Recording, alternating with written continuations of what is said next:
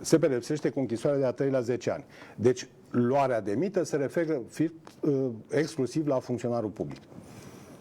Acea doamnă din ANAF, care a primit mită de la Dragoș ANAF Stasiu, cum să zicem așa, ANAF Stasiu, este, înțeleg, în pușcărie. Domnul care a dat mită, adică Dragoș Anaftasiu... Acum suntem live și pe Facebook. Așa, încă o dată, bună dimineața. Darea de mită se pedepsește mai puțin. E mai puțin incriminată, e mai puțin periculoasă, zice legea. Cu închisoare de la 2 la 7 ani.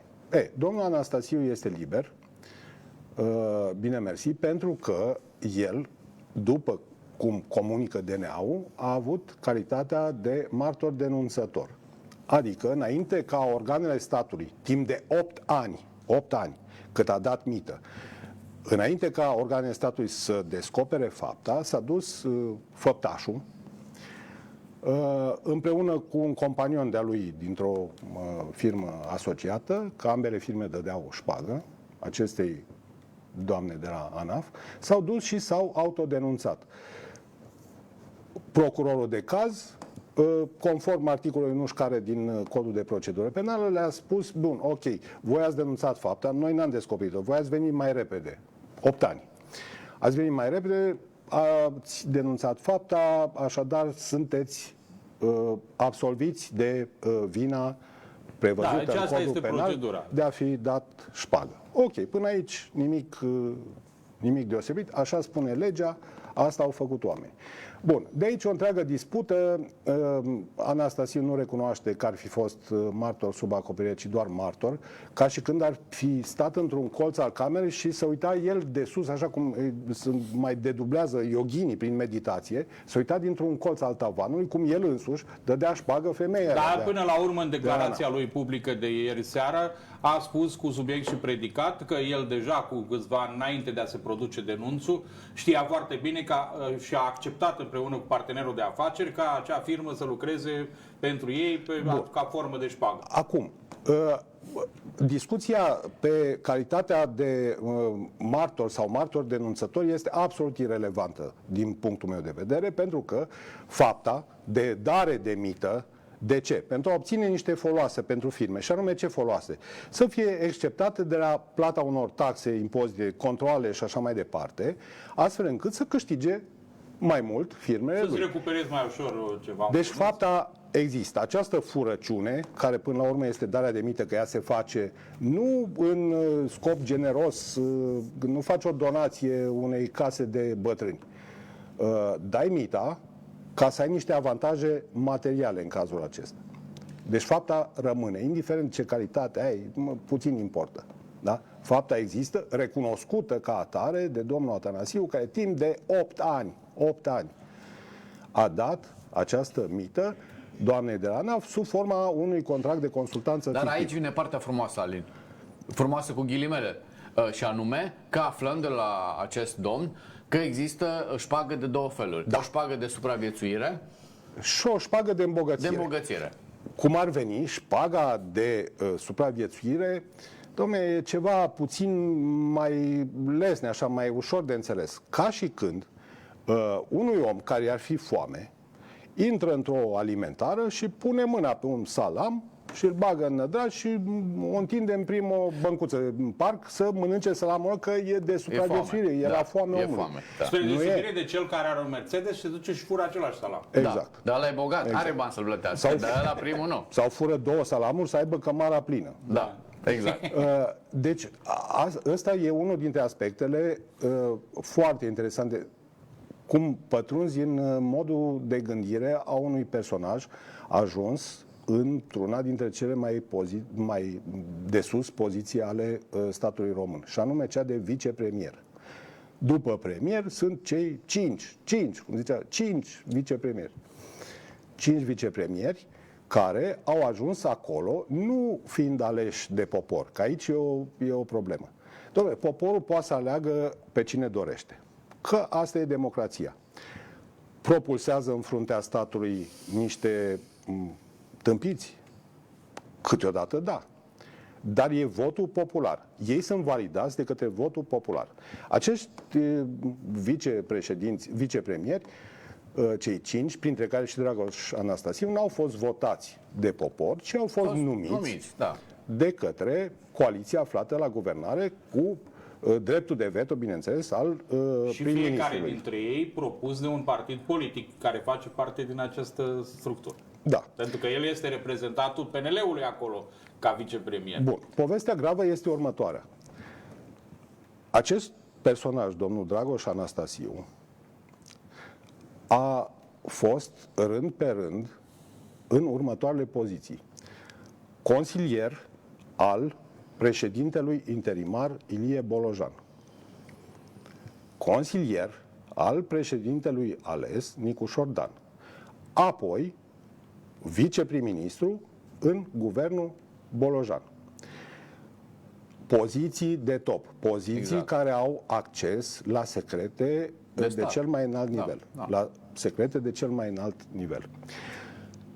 Întrebarea se pune. Întrebarea care se pune și poate asta e una dintre fațetele cele mai grave ale acestei povești, și anume că instituțiile statului nu funcționează.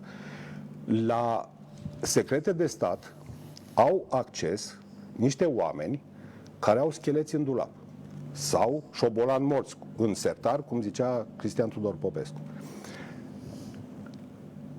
Acești oameni pot fi șantajați de cei care le știu trecutul. Așadar, dacă vrei să obții tu, nu știu, o forță ostilă României, să spunem, secrete de stat la care nu au acces decât puțini muritori, și anume cei care au certificat Ornis, îți plantezi un astfel de om acolo și îl ții cu lesa pentru că ai informația că el a avut în trecut niște probleme care, dacă vor fi făcute publice, ia că se întâmplă ce s-a întâmplat ieri. Omul își dă demisia până la urmă, e mătrășit de acolo. Cu toată șandramaua căzând peste el, că paguba nu e doar a lui Anastasiu ăsta. E a întregii coaliții de guvernare până la urmă, care l-a acreditat. Prim-ministrului, a președintelui, Exact. tuturor. Mai ales. Deci aici toată șandramaua asta se cade în capul lui Bolojan. Din două puncte de vedere. Unu, punctul de vedere al guvernării, poziția de prim-ministru și coordonator al guvernului și coordonator al acestei reforme disputate și acestor măsuri drastice care au atacat la firul ierbii, în primul rând, cetățeanul.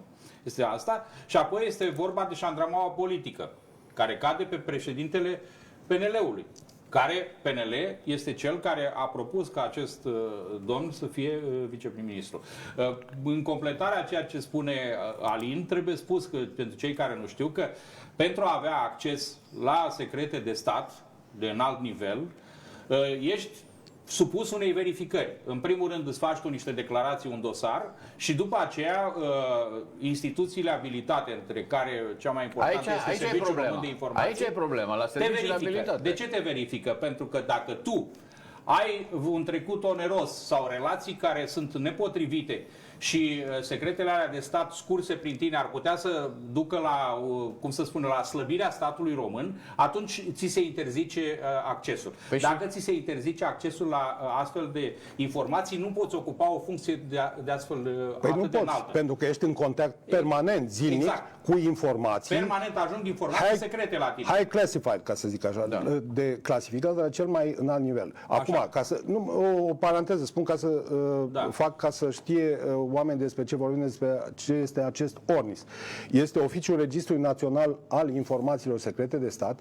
Este o instituție aflată în subordinea guvernului. Atenție, aflată în subordinea guvernului, unde acest Dragoș Anastasiu urma să fie viceprim-ministru. După ce fusese, precum spun, consilier al președinților interimar Bolojan și ales... Și acolo era nevoie, Evident.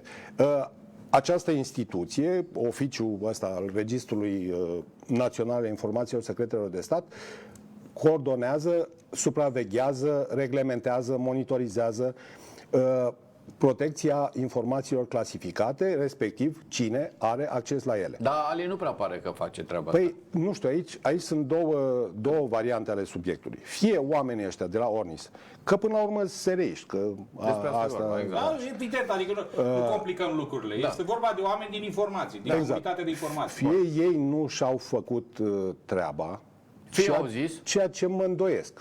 Să nu fi. Nu știu, Eu mă nu îndoiesc. trez o secundă. Adică, auzi, varianta asta. informația asta că omul Dragoș Anastasiu ăsta avea niște probleme cu penale, ca să spun așa, pentru că infracțiunea de dare de mită e o faptă penală. Da? Da. Avea aceste probleme, chiar dacă el a fost exceptat, să spun, de la a atrage asupra lui rigorile legii, pentru că a fost martor denunțător. Această informație era publică. Din 2019 cel puțin. Da. Adică ea era o pe știau piață. jurnaliștii, au dat-o. O știau jurnaliștii și nu o știau sereiștii de la Ornis. vorbă.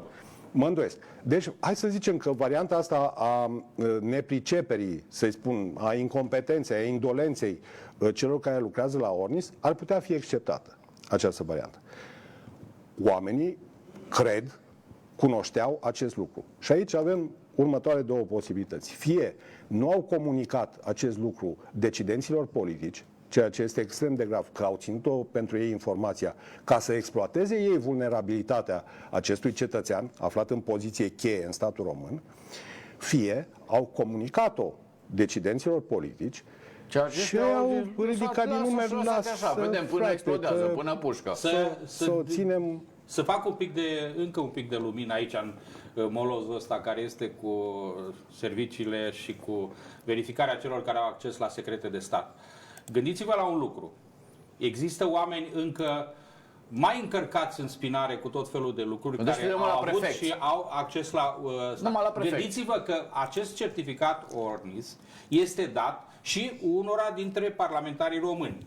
Mai ales cei care fac parte din comisiile de verificare a SRI, SIE și așa mai departe. Toți trebuie să aibă acest certificat pentru că altfel nu pot avea în față documentele alea care se pun la controle, că de exemplu Comisia de Verificare a SRI-ului poate chema șeful SRI-ului sau pe cineva, un reprezentant de acolo, să-i ceară tot felul de documente și tot felul de lămuriri. Deci și ei au, și noi știm foarte bine că între parlamentari sunt persoane care să ne ierte Dumnezeu. Mai este un vicepremier, iarăși, domnul Neacșu, care are în spatele lui o condamnare, dacă știu eu bine. Da? Dar gândiți-vă la prefecții din toată țara, că toți prefecții și ei au certificator. Da, pentru că ei primesc periodic informări de la serviciile de informații zonale, regionale. Da. Și să mai spun un lucru ca să înțeleagă toată lumea și ca să, cum să spun eu, să punctez eu ceea ce Alin pusese ca o întrebare.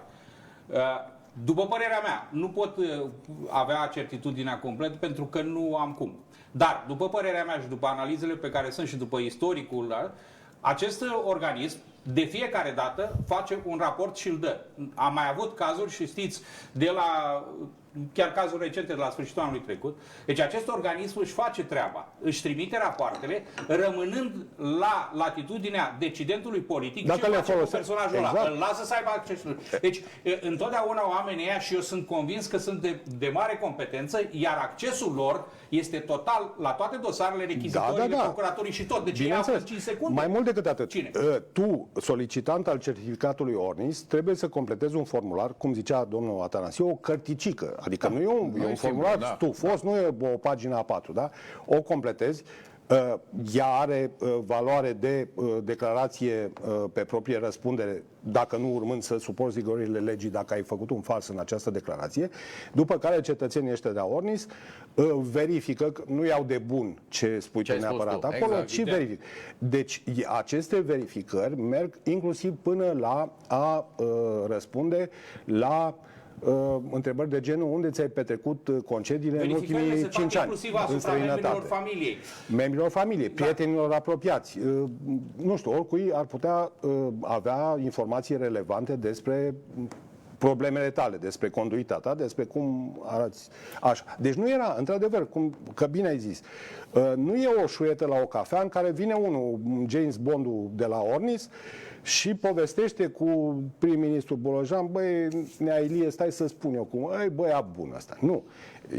acest Sunt niște raport rapoarte, onest care se e dau. Sunt foarte... obligați să-l dea, pentru că Așa. dosarul candidatului Bun, la... Asta este. îi salut pe toți cei care sunt foarte mulți pe Facebook, pe toți cei care sunt alături de noi și dacă doriți să intrați în discuție cu noi, puteți să o faceți. Doamna Mariana spune bună dimineața. Acest domn a fost inițial susținător al Elenei Lasconi. Sunt fotografii. Doamna Mariana, povestea lui e mai lungă, să spunem așa, nu doar al Elenei Lasconi, doar că vreau atât să adaug, dacă mai țineți minte bine, Alin și tu și Volodea, și cu siguranță vă amintiți de un alt domn foarte important din România, europarlamentar, fost europarlamentar, domnul Adrian Severin, care tot așa a fost prins cu mâța în sac dând ceva sau luând șpagă pe la Uniunea Europeană. A fost numai puțin. Cu totul. Numai puțin. Și la care, nu, vreau să spun că declarațiile sunt oarecum asemănătoare. Acest domn ne spunea că el a fost nevoit să dea ca să supraviețuiască. Dacă țineți minte bine declarația domnului Severin la vremea respectivă, când a fost acuzat alături de alți europarlamentari pentru un proiect la care au semnat acolo ca să treacă o anumită directivă, spune așa: dom'le, dacă mai mulți oameni sunt Dacă corupți, toți furăm, nimeni nu fură. Da. Dacă Deci, toți suntem corupți, nimeni nu este înseamnă corupt. că nimeni nu e Da, corupt. da. Am văzut și varianta asta din interpretare a ceea ce a făcut Atanasiu. Dom'le, Cam așa sună și niciun asta. antreprenor, asta e teza celor Exact. care îl Și asta susțin. și expus el în discursul. Și asta, Păi asta zic. niciun antreprenor de-a lungul existenței lui profesionale, a firmelor lui și așa mai departe, nu a fost scutit de această infracțiune, să spun, și anume dare de mită. Pentru că veneau controlele de la ANAF, de la Protecția Consumatorului, de la DSVSA, de la... De peste tot, nu mai știu eu de pe unde. Care trebuiau să dea o amendă, că de-aia veneau oamenii. Aveau și ei Să treaba dea lor. o amendă. Da. Ca să nu dea amendă, mai luau, Mecanismul. serviți o cafea. Ideea asta este absolut greșită. Este ca și când ai generalizat, domne, toți politicienii sunt corupți, toate instituțiile statului sunt corupte, toți iau șpagă, toți dau șpagă și așa mai departe. E o prostie. Dar nu se poate nega, și asta știe societatea românească foarte bine, că există, cum să spune, o largă răspândire a obiceiurilor astea despre care Bineînțeles, vorbește Atanasiu. bineînțeles. Adică să nu se înțeleagă că sunt 2-3 care pățesc povestea Bineînțeles. asta. Este o istorie Dar întreagă. vreau să subliniez că Are așa datorie. cum există politicieni cinstiți, zic și eu la modul teoretic, Hai, am luat-o așa. Hai, da. pentru a sublinia demonstrația. Există cu siguranță oameni de afaceri cinstiți, care își mod plătesc Bun, asta la e clar. timp, își Dar, fac, Alin, se și pune care întrebarea. nu au nevoie să dea șpagă Alin, nu pentru, cred- nici ascultă. pentru supraviețuire, nici pentru îmbogățire. Cred că domnul acesta vrea să spună altceva. Și anume, să arunce piatra cel care nu a dat niciodată... Cam asta e ideea. Cam asta e ideea. Care nu a dat niciodată numai că șpagă nu e Iisus undeva. Hristos. Aia e Nu, povestea. da, bun, e cu totul altceva. Dar ideea, și la fel cum spuneați voi, în România, nu prea există oameni de unde vrei să iei, de jos până sus, care să nu fi dat, nu neapărat de la medic, la ce vrei tu, la ITP, la habar n-am, la nu știu, undeva, ceva, o atenție. Societatea noastră așa balcanizată cum e, dacă Exact. să folosim un termen care nu mai are relevanță neapărat, este o societate coruptă, asta știm cu toții. De asta spuneam că, evident, practicile de care vorbește Anastasiu sunt generalizate. Adică, în mare parte, se cunosc. Și de-a lungul timpului, noi, de exemplu, care lucrăm în presă de multă vreme, știm și am lucrat pe anchete și am lucrat pe texte care se ocupau exact de cazuri de astea. De abuz în relația între stat și întreprinzătorul privat. Dar, ăsta este lucrul cel mai important în toată povestea. Unul la mână, tu nu ai rămas în poziția, tu, Anastasiu, n-ai De rămas în poziția simplu de privat, cetățean. văzându-ți de șpăgile și de afacerile Da, tale, da. ci ai venit în guvern vârful și statului. cum ai venit? Pentru ce ai venit? Pentru Exact. În relația între stat și Exact. companii. Exact cu chestia Păi asta. aici da. e Aici e conflict. lipsa de conexiune între cei doi neuroni. Că nimeni n-avea treabă până la urmă, cum n-a avut justiția, că era... Nici măcar justiția, da. Îl lăsa în plata lui acolo. Femeia e la pușcărie, care a luat 2000 de euro pe lună, șpagă, ca să fie bine, să nu fie rău. Omul fiind martor denunțător, a fost exceptat de a pedeapsă. Putea să-și vadă de ale lui sănătate și virtute. Da? În schimb, când tu, din poziția de viceprim-ministru, ești chemat acolo în guvern El a venit ca judecător. Ca un fel de zoră, să reformezi, la care el a participat, să reformezi instituțiile statului pe care tu însuți le-ai corupt. Da. Da? Deci aici e demagogia și exact, spune, el n-avea ce căuta.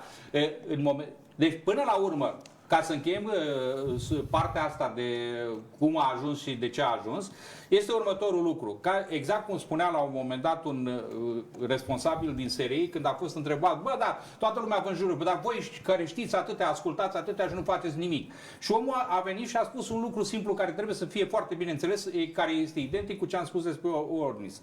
Noi avem prin statutul nostru următoarea misiune, să urmărim pe cei care pot face rău statului român. După ce îi urmărim, după ce îi documentăm, inclusiv pe chestii economice, evaziune fiscală, tot. Da. Avem servicii pentru toate. Ei, noi facem rapoarte pe care le trimitem permanent către decidentul politic, către guvern, adică și președinție ca să ia la părășniță. Da. Și venim în CSAT și le prezentăm pe toate din nou, fiind Consiliul Suprem de Apărare a Țării. Deci toate lucrurile, dar noi nu avem prin atribuțiile noastre, posibilitatea de a acționa decât atunci când sunt cazuri de terorism și intră în lucru trupele noastre speciale care îl prind pe... Da, când au nevoie de intervenție directă pentru a preîntâmpina deci, ei nu au voie nici măcar să spună că l-au prins pe ăla, că fură, că nu știu ce. Țineți minte aia cu Cârnațul și cu nu știu ce. Aia a fost documentată de SRI prin ascultări de telefoane și așa mai departe, după care a apărut legea aia care le interzice să mai intre în combinație cu procuratura. Mie mi se pare o prostie, dar în sfârșit asta este. Cum îl chema pe amărâtul ăla săracul, că și murit între timp. Fost ministru al agriculturii. Și atunci a fost de la satul mare de unde informațiile existau. Informațiile există. Se trimit către decident. La noi problema este că politica este atât de coruptă încât are un grad foarte mare de permeabilitate la infractori și la corupție. Da, uite, ne scrie Adrian și zice: te salut, Dragoș, este doar un schimb de prizonieri la nivel înalt.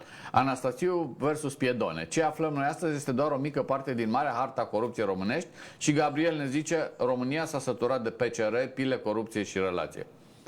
Da. Da, și știi cum se întoarce asta? Se întoarce în felul următor. În revenirea la același subiect. Încrederea cetățeanului român în clasa politică românească, care se duce dracului și acum când vorba aceea zici, bă, uite o reformă, uite cineva care vrea să Nicușor facă ceva. Dan a ajuns, nu a ajuns ăla de pe stadion președinte. Vai, ce bine. A ajuns Bolojan, pe care toată lumea dorea, uite ce a făcut la Oradea și la Bihor, hai să facă și pentru România. Și toate lucrurile astea, printr-o simplă numire de genul ăsta și developarea de după aceea, se prăbușește. Dar bun, haideți să vă întreb personal pe amândoi. Voi credeți că Bolojan a știut sau nu? Eu cred că nu. Alin. Adică n-a știut în măsura în care s-au dezvoltat lucrurile acum. Nu, da, că una este să știu. Mie îmi părea surprins când a fost luat de reporteri și întrebat. Și am văzut aia. Deci așa mi s-a părut, drept să spun. Da, bun, m-aș mira, da? În fine. Dar aici nu putem pune... Alin, tu crezi că chiar așa adică să-ți tragi un glonț în picior, să-l pui pe ăsta care știi care are problemele astea și să-l pui vicepremier? Nu știu. Mi se pare oarecum... Îmi cer scuze, nu voi putea să afirm din poziția pe care o am după ora 8. Păi nu, până la ora 8 voi să afirm orice. Despre niște lucruri pe care le cunosc, ca să spun așa. Vreau să spun că domnul Ilie Bolojan nu l-a cunoscut pe domnul Dragoș Anastasiu cu ocazia instalării lui ca președinte interimar sau ca prim-ministru. Nici măcar din fosta lui poziție de președinte Consiliul Județean. Și mai degrabă din fosta lui poziție de primar al municipiului Oradea. Așadar, nu e un necunoscut domnul Dragoș Anastasiu pentru domnul Ilie Bolojan. Mi-e greu de crezut că nu a știut de această problemă a domnului Anastasiu. De fapt, ai dreptate, că până la urmă noi altfel ne contrazicem în ceea ce spunem. Păi atâta timp cât am ajuns la concluzia aproape certă că Ornis își face treaba, este evident că el știa. Pentru că la el ajung documentele. El face parte din CSAT. Bun. Eu m-am uitat aici și aici e o altă problemă. Sunt vreo 3 probleme grave. Una e cu funcționarea acestor instituții de informații ale statului, Ornis, care, mă rog, prin deducție logică, am ajuns la concluzia că totuși și-au făcut datoria zicem noi. Da, dar nu a ieșit nimeni oficial. Păi nu, nici comunică n-avea cineva. cum. Ei nu ies. Nici n-avea cum. Ei nu comunică Ei în nu au exterior. voie să facă Ei au Păi un nu singur... ei, dar restul. Nu, ei au un singur beneficiar, și anume decidentul politic. poate Decidentul să vină să politic iese și să primește spună, acel da. raport. Mai departe, Treaba lor. e problema Dar lor. decidentul politic nu putea să iasă Doi să la spune mână, că știam a sau nu doua știam. problemă majoră este faptul că întreg procesul de reformă, datorită acestei vulnerabilități, a fost compromis în mare măsură, Clar. pentru că a devenit lipsit de credibilitate ca niște oameni care au acest gen de probleme, Exact. respectiv dare de mită, să mai fie validați ei și anturajul lor pentru a fi acei reformatori ai statului. Trei la mână. O problemă foarte gravă și asta, deși e foarte gravă, e poate cea mai simplu de rezolvat. Doamna Ioana N. Dogioiu, purtătorul de cuvânt al Președinției. Guvernului României. Al guvernului, pardon, da. Un ziarist onorabil, un ziarist cu păreri tranșante, uneori prea tranșante, da? Vezi părerea despre Trump. Această doamnă habar nu are despre ceea ce, fiind un ziarist foarte bun, habar nu are despre ceea ce înseamnă comunicare și mai ales comunicare în situații de criză. Să apari tu, purtător de cuvânt al guvernului, și să ții spatele unui om care a recunoscut că 8 ani de zile a dat mită, spunând că dom'le, n-are nicio problemă penală, n-a fost condamnat, așadar și nici n-ai e poziția să spui curat. așa ceva. Cum poți tu să spui așa ceva, comunicator al Guvernului României? Mai departe, să lași pe Dragoș Anastasiu, când își dă demisia, să-și o dea de la pupitru guvernului, având sigla Guvernului României în spate, da. spunând despre statul român că este un stat corupt, plin de mafioți, șpăgari și așa mai departe, din care, iată, Asta a fost cea mai gravă. eu da, însumi da, am da. făcut parte. Doi la mână. Cum să-l lași pe acest domn Anastasiu, care, domnule, o fi un foarte bun specialist, ceea ce probabil a și dovedit, pe partea de business iată, a câștigat mulți bani. Cum să lași să spună, să facă această disociere către popor? Dom'le, există două feluri de șpăgi. O șpagă mai bună de supraviețuire, pe care am practicat-o eu timp de 8 ani, și o șpagă de îmbogățire pe care alți golani fac lucrul ăsta. Cum să lași tu, comunicator, că omul ăsta nu știe să comunici, că nu-i jobul lui, dar tu, dacă e jobul tău să fii șeful comunicării în Guvernul României, să nu faci o minimă pregătire cu acest cetățean, mai ales că de sâmbătă, de vineri, de când a izbucnit scandalul, avea timp până duminică la ora 17, când a ieșit în conferință de presă Dragoș Anastasiu, să-l prelucrezi, să-i pui toate aceste întrebări, să-i faci un punctaj, încât omul să, măcar să nu iasă atât de șifonat din această cacofonie, să spun așa. Da.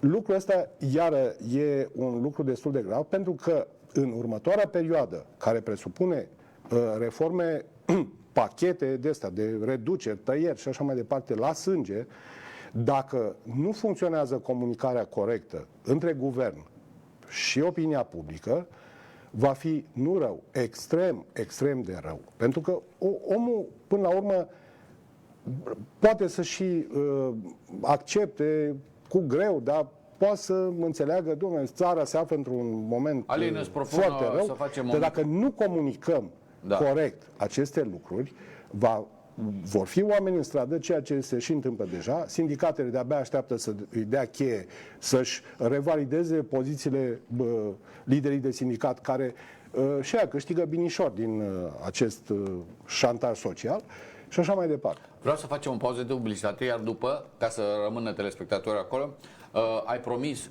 că vom discuta un pic care este legătura acestui domn cu Deva. Da. Vreau să discutăm și asta. Și apoi o să-i propun și la Volodea un subiect, și anume o temă pe după, și anume că știi că noi am discutat și vineri și am spus că o să dezbatem mai exact luni cum afectează și în ce măsură se mai pot aplica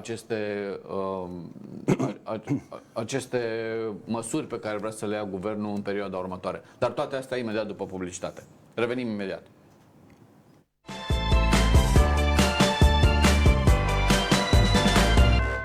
se poate împlini mai bine strălucirea iubirii decât o nuntă de vis. În magia de basma a castelului, Verchi Vents propune împlinirea unui vis, o nuntă fabuloasă de neuitat. O echipă de profesioniști vă oferă la Verc, în Hunedoara, magia transformării unui eveniment memorabil din viața dumneavoastră într-o poveste extraordinară, împlinind cele mai rafinate gusturi și exigențe. De la spațiile impecabile și generoase, până la meniurile spectaculoase, muzica și atmosfera de vis, niciun detaliu nu este pierdut. În parteneriat cu specialiștii Verchi Events, puteți fi parte din creația propriului eveniment, iar ziua nunții va deveni astfel una dintre cele mai frumoase zile din viață. Entuziasm, pasiune și magie, împlinite prin profesionalism și rigoare, iată rețeta perfectă Verchi Events pentru o nuntă de vis. Vino în aura castelului de la Hunedoara, acolo unde Verc aduce basmul iubirii în realitate și vi-l dăruiește cu drag. Vreți să discutați cu noi despre un eveniment? Sunați-ne la telefon 0799 883 883 și aflați care sunt ingredientele magiei Verc.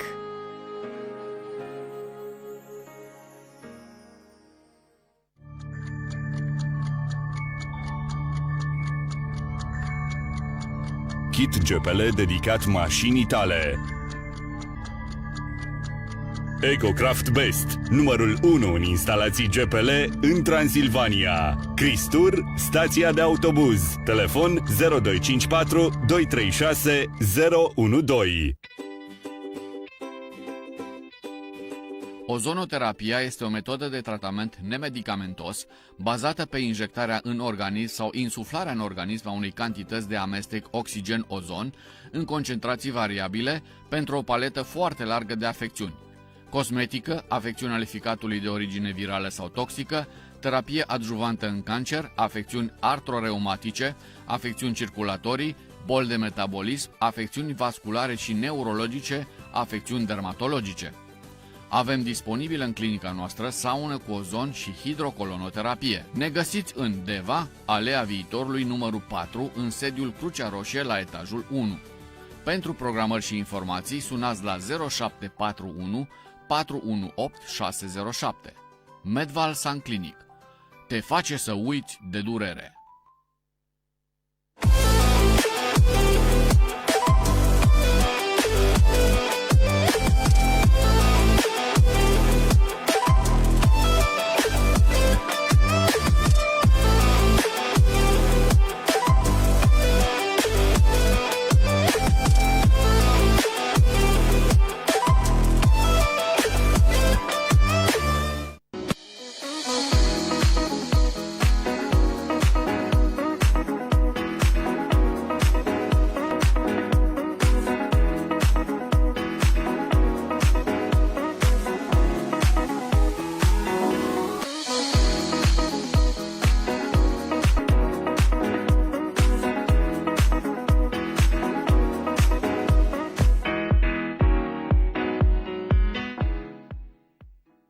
Societatea Recomsid din Hunedoara execută construcții civile și industriale cu structură metalică din profile sau table sudate, platforme de egalizare, precum și diverse subansamble sudate pentru utilaje și echipamente industriale. Recomsid are peste 200 de angajați și este dotată cu utilaje moderne, fiind capabilă să vă ofere produse și servicii la cele mai ridicate standarde europene, certificate de organisme internaționale. Cu Recomsid aveți garanția lucrării de calitate, livrate în termen și la prețuri competitive.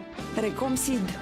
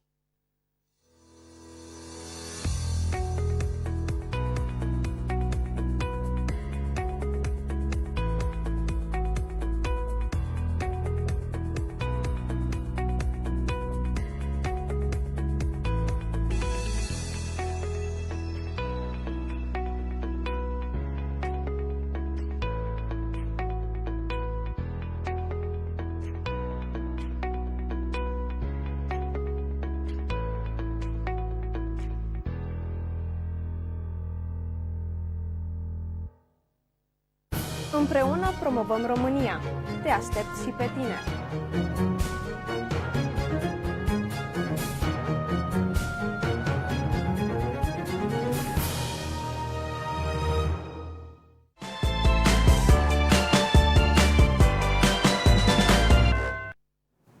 Ne-am întors cu partea a doua a emisiunii, suntem la Lunea cu Volodie la cea mai bună dimineață și spuneam înainte, sau chiar l-am pregătit pe Alin să ne spună în ce măsură are legătură acest domn cu orașul nostru. Ai făcut și o postare aseară, Alin, și să explicăm un pic, pentru că ai văzut că au început oamenii să scrie și să ne explice fiecare să-și dea cu părerea. Da, înainte de a spune ceea ce am să spun, vreau să fac câteva precizări absolut necesare.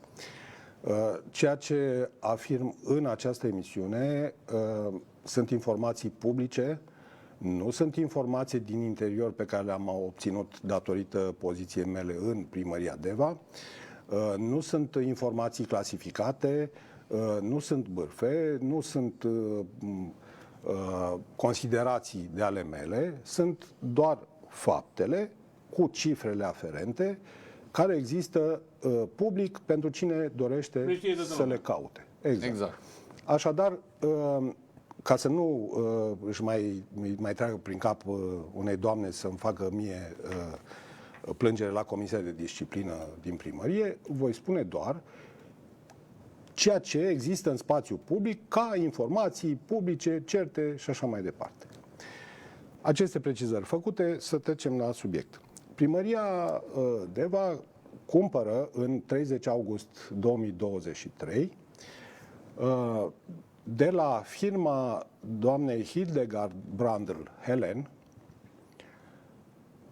servicii, este o firmă de arhitectură, să ne înțelegem, da? Servicii în valoare de 270.000 de lei, adică 54.000 de euro aproximativ. Le cumpără prin cumpărare directă. Așadar, eludează licitația. Prin cumpărare directă, legea permite, nicio problemă. Ce urma să primească Deva de cei 54.000 de euro? Un, așa zis, master plan. Și anume, un plan urbanistic de detaliu care prevedea următorul lucru pentru cine cunoaște Deva, dar cred că mai toată lumea știe locul despre care vorbesc eu acum, în fața Casei de Cultură, la fântâna cu pricina, este o statuie a regelui Decebal călare, pe cal. Acest master plan, elaborat de către firma doamnei Hildegard Brandl Helen, care este partenera de viață a lui Dragoș Anastasiu. Ca să facem și legătura, da? Statuia asta trebuia, conform concepției specialiștilor, arhitecți de la această firmă, statuia trebuia mutată undeva în Parcul Opera, deci în spatele IPH-ului, urmând ca din gaura lăsată de statuie, acolo, să plece o pasarelă, care să treacă pe piloni. Ajungea undeva pe la etaje 3, 4, 5 în dreptul blocului Turn, să uitau trecătorii la oamenii în casă. Murăturile din balcon ale ălora, de acolo, de la blocul Turn, ale cetățenilor. Altceva, corect. Urmând ca piciorul celălalt al acestei mărețe pasarele, gândiți-vă, aia era pe piloni. Cum ar fi fost să fie niște piloni din aia de beton uriaș în mijlocul orașului? Urmând ca această pasarelă să coboare undeva în zona... Unde-i banc-postul, exact. În zona terenului viran de acolo. Așa. Ideea era următoarea. Dom'le, centrul municipiului Deva nu e suficient pus în valoare. Nebine calculat. Pe de altă parte, nu există un loc de promenadă pentru deveni. Am făcut o fotografie azi dimineață, eram numai noi pe drum. Da? Deci, nu era o maximă înghesuială. Bine, nici ora nu e... E cea mai fericită, da, totuși. Ideea asta era. Așadar, ca și când, nu știu, am pune un maglev din ăla suspendat, care să trage... Dar e destul de dubios. Că am promis că nu... Mergea peste catedrală, pe unde? Am promis că nu amestec părerile personale cu aceste fapte seci. Da? Așadar, a fost acest master plan elaborat de firma doamnei Helen Brandl, da? O doamnă de altfel extrem de plăcută, distinsă, am cunoscut-o, e o femeie deosebită, a stat 25 de ani în Germania, a stat 5 ani în Venezuela, a stat un an în Caraibe, arhitectă, adică o persoană chiar deosebită, extrem de plăcută. Nu asta spun, nu despre asta e vorba. Așadar, 54.000 de euro a alocat primăria Deva prin cumpărare directă firmei doamnei Brandl pentru această mutare a calului cu Decebal cu tot și construirea unei... A fost pusă, acest masterplan a fost pus în dezbatere publică. Am văzut atunci, în primăria Deva, cei mai mulți oameni pe care i-am văzut vreodată la o dezbatere publică. Evident, concluzia a fost una singură: domne, luați-vă banii, lăsați-ne calul. Da, lăsați calul acolo. Lăsați calul și mai departe ea, că nu o fi mare șmecherie 54.000 de euro pentru nivelul S-au mai pierdut. Masterplanul ăsta este public? Da, masterplanul a fost în dezbatere publică, bineînțeles. A fost, după care, mă rog, primarul de acea vreme a ieșit vehement: domne, Decebal rămâne pe locul lui, da, nu, lăsăm, așa, nu e ideea calul, mea, nu mutăm calul, nu mutăm Decebalul. Da. Bun. Asta a fost cu firma doamnei Hildegard Brandl de la primăria Deva. Mai departe, pentru că am văzut că există ceva cu Conet pe acolo, prin zona endorsementului pentru fostul primar, care se întreabă: de ce nu vorbiți și de Hunedoara și de firma doamnei Brandl, că vă e teamă de PSD? Nu, cu coana. Așadar, primăria municipiului Hunedoara a cumpărat prin licitație publică servicii de la firma de arhitectură a doamnei Brandl în 20 aprilie 2022 în valoare de 217.779 de lei, adică 43.550 de euro. Asta a fost prin licitație publică. Hunedoara, primar, Boboțanu, PSD. Mai departe, o chestie recentă, în urmă cu doar 2 luni, 15/5/2025, primăria Hunedoara cumpără, prin cumpărare directă de data aceasta, de la firma de arhitectură a doamnei Hildegard Brandl, servicii în valoare de 270.000 de lei, adică 54.000 de euro, prin cumpărare directă. Să ne înțelegem, nici în cazul Devei, nici în cazul Hunedoarei nu presupunem în niciun caz existența vreunei malversațiuni, să-i spun așa, mai eufemistic. Și nu e nimic ilegal în toate. Nu este nimic ilegal. Totul este transparent la vedere. E o firmă de arhitectură prosperă, probabil singura din România, că pe aici nu prea sunt arhitecți, la Hunedoara nu sunt. Asta fiind o glumă. Asta fiind o glumă, da. Fiind ironic. Da. Nu, că poate cineva crede că chiar nu sunt arhitecți. Chiar sunt destui. Foarte bun. Nu avem nicio problemă aici. Firma doamnei Brandl are 12 angajați, lucrează. Firma a încheiat contracte în valoare de 13,7 milioane de lei cu instituții ale statului, majoritatea prin achiziții directe și unele prin licitații publice. Dom'le, te descurci foarte bine, atâta timp cât nu încalci legea, nici tu, contractor, nici tu, achizitor de servicii, respectiv primăriile pe care le-am pomenit, totul este în regulă. Vreau doar să spun că există această legătură între domnul Dragoș Anastasiu, da? Care a dat șpagă timp de 8 ani. Supraviețuire, te rog, de supraviețuire. Nu e orice fel de șpagă. Consoarta domniei sale, doamna Hildegard Brandl, cu firma sa de arhitectură și niște primării din România, dintre care 2, primăria Deva și primăria Hunedoara, sunt la noi aici în parohie. Exact. Nu mai vorbesc despre multe contracte încheiate cu primăria Oradea pe sume mult mai consistente, dar iată acolo Oradea arată cum arată. Adică au și făcut, propus. Da. Am mutat și acolo o statuie până la urmă, au reușit să mute o statuie ca au Ai luat. văzut că- Pasiune. Așa, au Fost fiu scandal de pasiune. cu Da, da, a statuia. fost scandal mare acolo. Da. Aici însă, iată, domne, dacă știi cum, ce să faci? Plătești femeia, că a muncit. Calul l-a învins.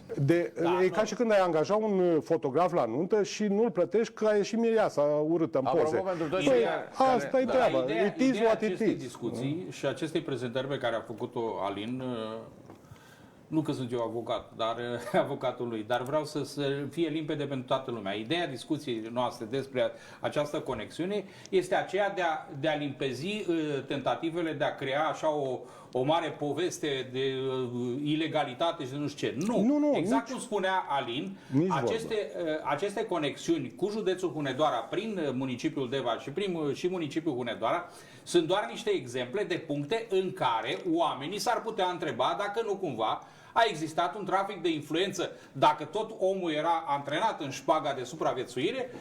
Nici măcar nu putem presupune acest lucru, exact, nici asta. pentru că nici măcar o afiliație, să spun așa, politică. Doamna Hildegard Brandl a început să prospere cu firma domniei sale după ce a intrat în PNL în anul 2013.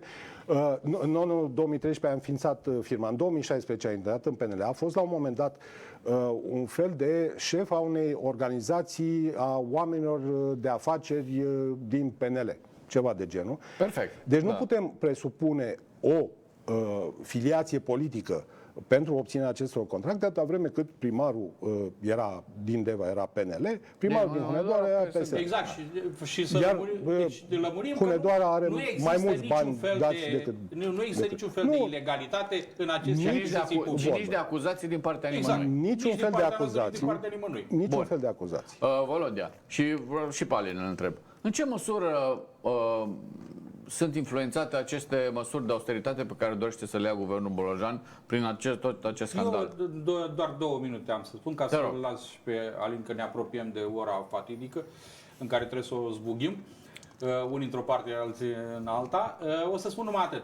Părerea mea este că guvernul Bolojan și ideea de reformă pe care o propagă și de măsuri și de austeritate pe care o propagă au fost, cum să spun, afectate grav, foarte grav, de această situație a vicepremierului. Pentru că nu este vorba de oricine, este vorba de un membru marcant între primii 5 din vârful Guvernului României, dintre primii 10 din statul român.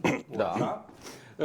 Și în momentul în care tu propui cetățeanului sacrificii și îi scoți în față un membru al guvernului care oricum ai întoarce, oricum ai învârti-o, oricum ai coafa-o, are imaginea unui personaj corupt, Așa e. n-am cum să-i spun altfel, că nu pot așa e. Atunci, mie mi se pare că ideea pe care o propagă guvernul, sacrificați-vă pentru noi, având în spate și încărcătura că tot ei au făcut datoriile pe care noi le plătim acum, mi se pare deja ruinat.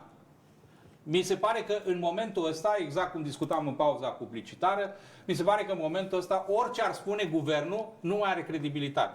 Asta e părerea mea. Iar dușmanii Abia așteaptă. guvernului, adversarii politici, așa, care sunt și din zona parlamentară, dar și din zona sindicală, că și acolo sunt tot actori politici, vor intra peste guvern până îl vor duce la limita de a fi schimbat. Mai adaugă la acești adversari ai premierului Ilie Bolojan, adversarii din interiorul PNL-ului, care PNL Exact, care triumfă. confruntat cu perspectiva unei reformări a partidului pe care a propus-o domnul Bolojan, paranteză, a propus-o, dar mai cu o zecime de gură, pentru că doar 10% dintre... A abandonat ideea de reformă, părerea mea. Sigur.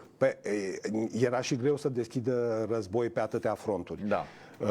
Doar 10% a dat, deja înțeleg că e prins în statutul PNL-ului, 10% dintre pozițiile de conducere, atât la nivel județean cât și național, nu, vor fi lăsate libere pentru oameni care să fie cooptați din afara partidului. Păi e cam puțin, ca să nu supere baronii locali, pentru că până la urmă baronii locali vor face legea. 10%? Să fim serioși. Și 10% ea poți să-i pui în periferie. Bineînțeles, 10% te folosești de ei când împart garoafe de 8 martie pe stradă, mai ales în zona asta a copiilor, care sunt niște copii excelenți. Au fost, nu știu dacă vor mai fi rămas prin PNL tineret. Mai dau sânge, că atâta, mă rog, îi duce și pe ei capul. Dar făceau ceva, voluntariat, așa un fel de... Da, vreau foarte pe scurt, că nu mai avem foarte mult, să vă întreb și să facem o paralelă totuși și cu Piedone, cum spunea Adrian. Pentru că e important. Da, și mă refer aici la nivelul concepției naționale. Pentru că și Piedone a fost văzut atâta timp ca un erou, omul care merge și se... Sunt două lucruri diferite, sunt două perspective diferite. Da, în dar... cazul Piedone, eu spun că 90% dintre cei care comentează că a fost lichidat pentru că a atacat marile firme. Da. Și le-a controlat. În cazul ăsta, nu mai e așa. Aici e cu totul altă poveste. Dar situația în sine e aceeași, pentru că și Piedone, prin ceea ce a făcut, oricât de drag ți-ar fi de pe videoclipurile alea, cum face el și ia tigăile chinezilor și le aruncă pe nu știu unde, că pline de tot felul, în momentul în care, și s-a dovedit, în momentul în care pe unii controlezi pe bune și pe unii nu... 0,1% din cei care privesc acest fenomen. Dar restul sunt de partea lui. Ascultă ce spun, pentru că am vorbit inclusiv cu oameni care... Bun, și atunci cum vrei într-o țară care are mentalitatea asta apropo nu vrei, nu mai vrei. Asta apropo, adică noi vrem să... Știi cum e asta? Că voi ați chiar a spus la un moment dat. Că noi vrem să facem schimbare, dar să nu pornească de la noi. De la nimeni. Adică fiecare persoană în parte, dar nu cu mine. Hai să facem... Schimbăm, dar să nu se schimbe de nimic. Exact. Dar și mai mult de atât. Uitați-vă la... Alin, ați văzut săptămâna trecută sondajul în care peste 60% dintre oameni spun că era mai bine pe vremea lui Ceaușescu. Mulți dintre ei ne trăim pe vremea lui Ceaușescu, dar... De-aia e irelevant. Sau cei care au trăit pe vremea lui Ceaușescu erau tineri pe vremea lui Ceaușescu, exact. Și se simțeau bine chiar și pe vremea lui Ceaușescu. Exact. Dar revenind la Piedone, acum de la ceapă extrem de scurt, că nu mai avem și poate lumea știe deja. Domnul Dan Radu Rușanu este proprietarul, dacă nu acționar majoritar, nu știu exact care e cota lui de participațiune, la Hotelul Internațional din Sinaia. E prieten, domnul Dan Radu Rușanu, unchiul, cum îi spuneau, vechi liberal din județul Hunedoara, unde domnul Dan Radu Rușanu conducea practic tot ce însemna liberal din județ. Domnul Dan Radu Rușanu a fost anunțat de Piedone, prieten cu el, amic cu el, nu știu, prieten, au fi băut împreună, dracu știu. A fost anunțat că urmează ca Piedone, în calitatea lui de mare șef ANPC, să facă un control acolo. Băi, schimbați ceașafurile, puneți-vă bonetă, mai spălați-vă pe mâini, tăiați-vă unghiile. Să arate bine. Așa, să fiți ok. Că vin mâine la voi, sau așa. Bun. Aproape că nu știi ce să mai spui. Aproape că ai accepta aceste lucruri ca fiind la limita normalității. Ceea ce nu-i corect. Dar în situația asta am fost aduși la a trece cu vederea faptul că un director ANPC care trebuie să-și facă ireproșabil meseria și anunță un amic de faptul că va veni în control să mai schimbe ceașafurile pe acolo. Ceea ce înseamnă că anunță și pe alții, că nu fi singur. Bineînțeles. Nu știu. Eu fi dat habar n-am. O fi avut avantaje materiale, nu știu. O fi mâncat o friptură pe gratis. Sau poate pur și simplu. Sau poate pur și simplu. Prietenie. Nu, dar ideea și ceea ce vrei să menționezi tu, Alin, și să subliniezi este de fapt că unde am ajuns ca țară. Exact, am ajuns la momentul în care cineva care are în spate sigla guvernului spune că este acceptabil, că trebuie să acceptăm că asta este societatea românească, deci reține exact și acum cu sigla guvernului în spate spune asta. Da, Volodea, dar situația în sine e aceeași. Chiar dacă, așa cum spui tu și pe bună dreptate, că unii oameni consideră, hai domnule, că asta cu Piedone nu e așa. Nu unii oameni, este mare majoritate. Majoritatea. Cred că, nu știu dacă o fi vreunul să, băi, ai un prieten. Îl anunț, băi, frate, vin la tine în cont. Ăsta e rău cel mai mare. Da. S-o legat de aia, mă, o intra peste supermarketuri, o intra peste... Bun, doar două chestiuni foarte scurte. Unu, o întrebare. De ce tace premierul Ilie Bolojan pe subiectul Dragoș Anastasie? Păi așteptăm asta, să vedem. Poate... E o întrebare. Pentru că, în funcție de răspunsul la această întrebare, vom ști și noi dacă domnul Bolojan cunoștea situația domnului Sau nu. Anastasiu, dacă domnul Bolojan are de gând să facă ceva cu comunicarea de criză de la nivelul guvernului și dacă domnul Bolojan va face niște concesii privind pachetele de reformă pe care le are în pregătire, ajustare și așa mai departe. Doi la mână, observați că pe lângă faptul că aproape ajungem să îi dăm dreptate lui Piedone, și a anunțat și el un prieten, da? Da. Aproape începem să acceptăm faptul că instituțiile statului pot face o mică corupție, o mică derogare de la rolul lor. Pe lângă toate aceste lucruri, noi vorbim despre niște fapte grave de corupție aflate, iată, la vârful statului român și nu vorbim despre calitatea, eficiența, pregătirea și așa mai departe a unor miniștri. Ori aici este o discuție pe care mă scuzați, dar poate dacă mai avem, Nu mai avem. zile, Mai avem timp. mai apucăm. Timp nu mai avem, Alin, 7:59. Suntem în grafic. Da, vă mulțumim, dragilor. Am intrat. Dragoș închide. Da, cam atât pe ziua obloane. de astăzi. O să avem subiecte foarte interesante în funcție de ce se întâmplă în zilele acestea și săptămâna viitoare. Noi ne revedem mâine dimineață de la 7. Până atunci, o zi frumoasă tuturor!